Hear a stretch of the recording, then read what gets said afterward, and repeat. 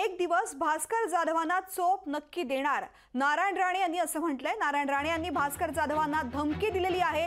निवडणुकीसाठी भास्कर जाधवांना 15 लाख रुपये दिले होते असाही उल्लेख केलाय। दिलेल्या पैशाचा भास्कर जाधवांना विसर पडलाय असं नारायण राणे यांनी म्हटलेलं आहे। नारायण राणे यांनी भास्कर जाधवांना थेट धमकी दिलेली आहे। एक दिवस भास्कर जाधवांना चोप नक्की देणार असं राणे म्हणाले।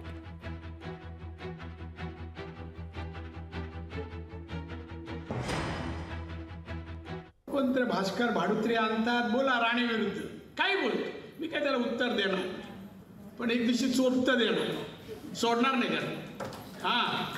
मी असं सोडत नाही। माझं पैसे 15 लाख इलेक्शनला घेतले, अजून परत केले नाही आणि तो माझ्यावर टीका करतो। त्याला तिकीट मी दिली साहेबांना सांगून, बिचारा खेडेकरला बाजूला काढल्याने याला दिली।